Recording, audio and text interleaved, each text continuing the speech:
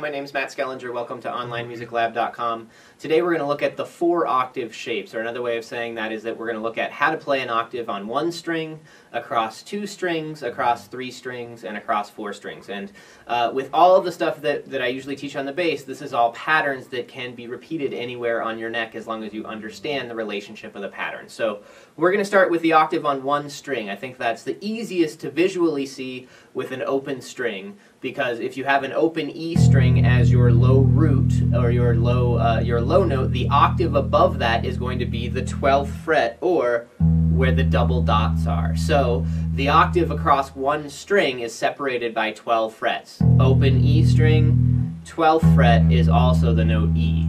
So if we take that logic and move it up a fret, 1st fret on the E string, the octave would be the 13th fret of the E string. And this holds true for every string. So for example, if I were going to say that I was on the 5th fret of my A string, the 5th fret of my A string is the note D, I would go up 12 frets on the same string until I got up to the 17th fret on that same string to get the octave, or the same note but higher in pitch. So on 1 string, it will always be 12 frets higher. If we go back to the E string again and look at the 3rd fret on the E string, 12 frets higher from that is going to be the 15th fret on our E string. And notice also how the first dot on our lower part of our bass is the 3rd fret. The octave above that is the first dot on the higher part of our bass, or the 15th fret. So those dots are there to help you, so you can always use those dots as a reference. And even if you're not playing on the dots, for example, if I'm playing the 2nd fret of the E string, the 12 frets higher on the 14th fret will give me that octave. So it's 1 note below the first dot again. So across 1 string, it's always going to be 12 frets higher. Let's look at the octave across 2 strings now. And how about, why don't we use the 3rd fret of our E string to find that? So the 3rd fret of our E string is going to be a G again. This time I'm going to go up 7 frets from where I am and up 1 string. And again, when I talk about going up a string, it's how it sounds. So it's the string that's going to be closer to the ground but higher in sound. So if I'm on the 3rd fret, I'm going to count up 7 frets, which is going to get me 1, 2, 3, 4, 5, 6, 7, up to the 10th fret, and then I'm going to go up a string. So 10th fret of A string is an octave higher than the 3rd fret of the E string. Just like I was saying before, this is a pattern that can be moved up in frets or down in frets. So for example, if I moved down a fret to the 2nd fret on the E string, this note could be called an F sharp or a G flat. Let's call it an F sharp for right now. I would count up 7 frets, 1, 2, 3, 4, 5, 6, 7, up to the 9th fret and go up a string. 9th fret on the A string is an octave higher than the 2nd fret on the E string.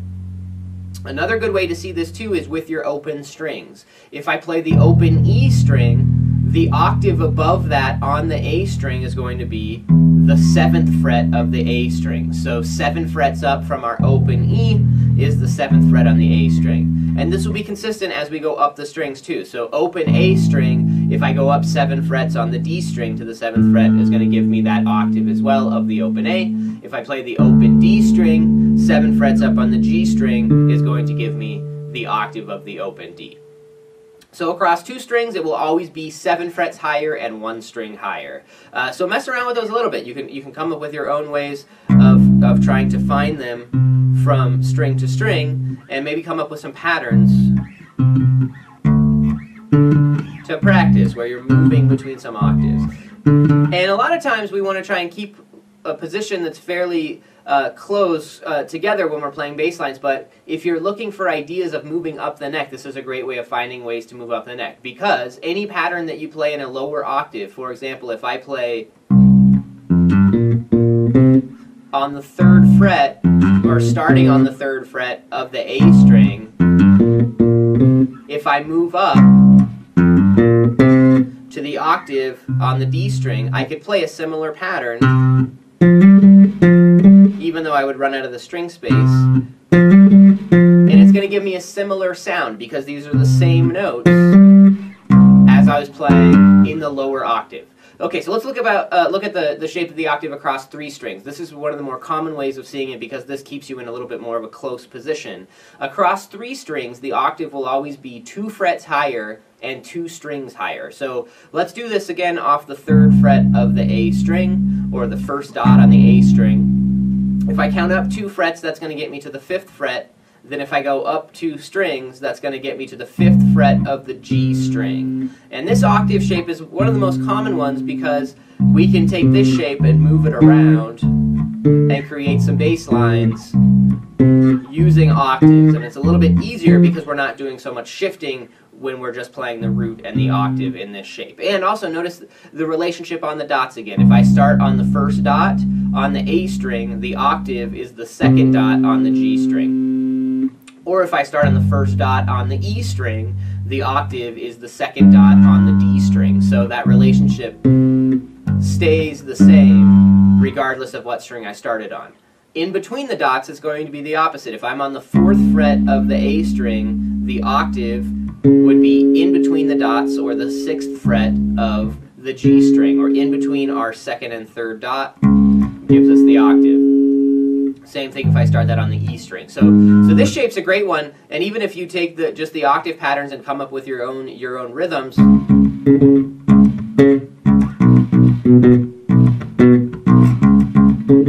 it's a great way to give your bass line a little bit of creativity without having to think about too much of what note choices to make, because you're always going to that octave as your other choice than your root note. Alright, so there's one more shape to look at, and that will be across 4 strings. This one's a little less common, I think, less commonly used, but equally as good to know. This one is if I have my pinky on a root note, let's say that I'm going to be on the 5th fret of the E string. So this is the note A. If I have my pinky on that note, 3 frets lower and 4 strings higher, I should say. I guess 3 strings, depending on if you don't count the one you're on, is going to give you the octave across all 4 of your strings. So pinky on the 5th fret of E, index finger on the 2nd fret of G gives me that root octave relationship. So if I said that this note on the 5th fret of E is an A, the 2nd fret of the G string is also the note A.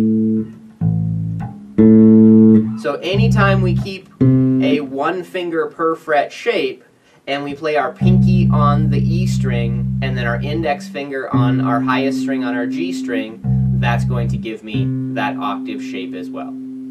So just to review real quick, the 4 shapes on 1 string, it will always be 12 frets higher. So open E, 12th fret of E gives me the same note, gives me another E. 1st fret on E, 13th fret on E gives me the same note. Across 2 strings, it's always going to be 7 frets higher. So open E, the octave is going to be 7 frets higher on the 7th fret of the A string. So open E, 7th fret of A. If I play the 1st fret of E, it would be the 8th fret of A, and that would continue up. If I play the 2nd fret of E, it would be the 9th fret of the A string. Okay, across 3 strings, probably the most common shape for the octave is if I'll do this one on the 3rd fret of the E string, the note G. If I go up 2 frets and go up 2 strings, that gives me my octave. So 3rd fret of the E string, the octave of that note is the 5th fret of the D string. Or use the dots, the 1st dot on E, the 2nd dot on the D string gives me that octave pattern, and this pattern will stay consistent anywhere that we move it up the neck. And then the last one, the one I said that was a little less common but still good to know, is anytime you have your pinky on the E string, if I have my pinky on the 5th fret of the E string, my index finger within that 1 finger per fret shape on the G string is going to give me the octave. So this is the note A with my pinky. My index finger gives me the note A an octave higher. If I move my pinky down to the 4th fret of the E string, my index finger on the 1st fret of the G string is going to give me an octave. Now let's take it one step further. If I move down to the 3rd fret of the E string, I run out of space on my G string to fret a note, but that open G would be the next octave shape. So same relationship, but we're pretending that if I were pretending that I had a fret down here, instead of playing the fret down here, I would use the open string to get that octave. So I hope hope that helps. Octaves are great, like I was saying before. If I'm playing a pattern on the 3rd fret of the E string and I want to take this pattern and move it up an octave, all these notes are going to have the same relationship, and let's say I'll move this one up to the 10th fret of the A string. Same notes and same sound relationships, but an octave higher than where I was playing it before. So it's a good way to try to start challenging yourself to move up and down your neck a little bit more. So I hope that helps with the 4 octave shapes, and I will see you next time. Thanks a lot.